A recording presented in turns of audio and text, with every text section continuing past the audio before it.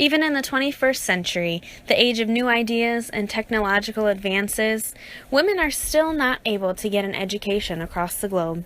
Millions of women go without an education simply because of where they live and their gender. This problem is a problem that not only a few women face, but millions across the globe, and it is one that needs to be fixed. Here we compare education between several different countries: Sierra Leone, Liberia, Afghanistan, Pakistan, and Nepal. Comparing these different countries, we see an alarming difference between the amount of men that have received their secondary education and the amount of women that have received their secondary education. Particularly looking at Afghanistan, we see the difference between males and women very, very much so. 34% of males have received their secondary education, and only 6% of females have received their secondary education. Sierra Leone also shows us a big difference, as we see 10% of females that have gained their secondary education, as opposed to 20% of males. We can safely say that this 10% of a difference is a huge difference within the population, accounting for millions of women. In Liberia, we see that 39% of men have gained their secondary education, and only 16% of women have gained their secondary education. This is almost half of what men have, and women are still trailing behind. Between these 5 countries, we see that Pakistan has the highest percentage of women that have gained their secondary education at 25%. However, there is still a gap between women and men, as men have 47% earned their secondary education. Finally, between these 5 countries, we see that Nepal has 18% of women that have gained their secondary education and 20% of men that have gained their secondary education. There's only a 2% gap between women and men in this country, and this is the smallest gap that we've seen between these 5 countries comparatively. Focusing in on Pakistan, and learning from the United Nations Educational, Scientific, and Cultural Organization, we see that Pakistan is number 7 in the percentage of poorest females aged 7 to 16 who have never been to school.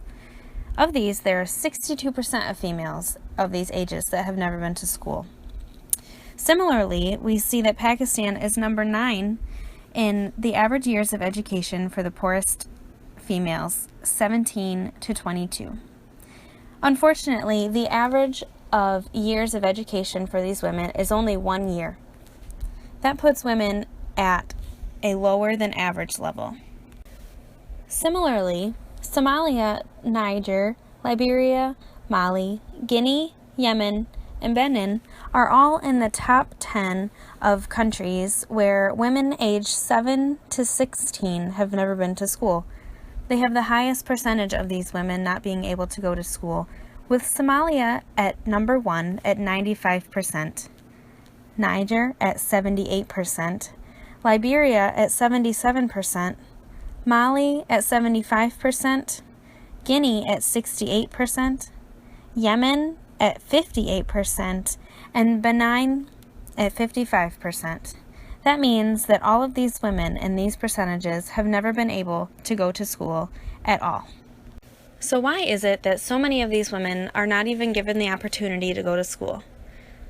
We analyze this looking at different sources and find that there are many reasons that women aren't able to go to school, and it is not just a black and white issue. One of these reasons is menstruation. 1 in 10 women miss school during menstruation, and because of this, they miss a big chunk of their education simply because they don't have the means to go to school while on their period. That means that 20% of their year's schooling is missed simply because of menstruation alone. Additionally, many women lose their education opportunities when they are forced to stay home and do the majority of the chores. Traditionally, women were forced to stay home and do the chores, and so this has been detrimental to the advancement of their education. Other factors also include the distance to the schools, the cost of the schooling that their families must pay, violence at school, lack of female teachers, early marriages that women are forced into, lack of water points, and also low quality of schools in the area.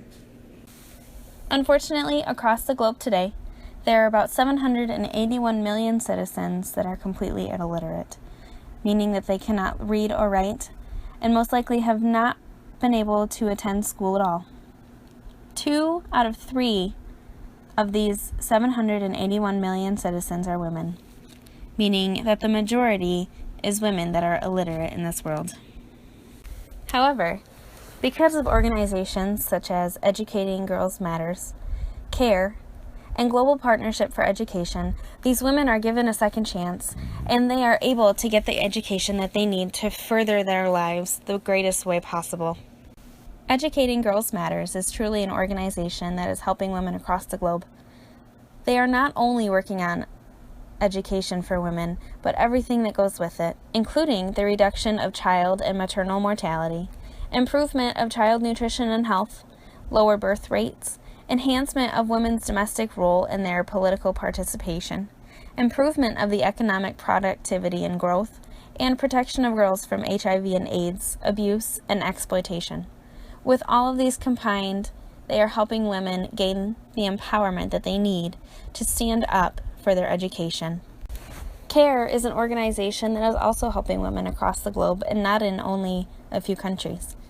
They are dedicated to help women in many areas, including education, but not only education. They are helping in maternal health, in family planning, in child survival, helping with HIV and AIDS, helping boys and girls get educated, making sure children are nourished, and making sure that in disasters there is much relief for these children. The Global Partnership for Education is helping women get educated all around the world in countries from A to Z. Education is a vital human right and plays a key role in human, social, and economic development, they believe. Helping in this human right, they are building schools. They are making sure that no child is left behind.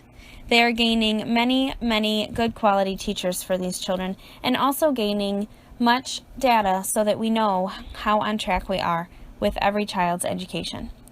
Around the world, they are collecting donations and making sure that in any chance they get, they are helping children, especially women, gain the education that they so well deserve. One child, one teacher, one book, and one pen can change the world. Education is the solution. We need to make sure that all children are able to get an education, and particularly women. Around the world today, there are many women that don't get the same education that men do, simply because they are women. Not only do we need to open our eyes to these issues, we also need to set in place plans and make sure that in our government's budgets all around each country in the world, we set aside much money so that women have the same equal rights to education as men do. This is going to take many years and much convincing to do. However, it is one of the most important things that we will do. 62 million girls around the world are not in school at the moment, and that is 62 million too many. We need to make sure that boys and girls alike are able to get the education that they so deserve. Organizations need to push and help every child gain that education no matter the cost. And governments need to make sure that education for boys and girls alike is on the top priority list for them. Money should be no object when giving children education, as education is purely priceless. Educated men and women alike will help society grow and prosper. We need to make sure that every single child is given the opportunity to attain their education. In every country, laws need to be set to make sure that women are able to gain the same education as men without the boundaries. If men are able to go to school, women should be too. This will not be easy, as some cultures still think that women are not as high as men. And this will be tough to encounter and to push down. However, with time, anything is possible. If we keep empowering women and keep showing everyone that when women gain the same education as men, they are very valuable to society, I do believe that these cultures will turn around and value the women that they have. They will no longer cut them down, and they won't think of them as inferior. We have to make sure of these culture changes so that women gain the same education as men and gain the same opportunities as men. We have to be patient with these changes, as time is going to be a matter.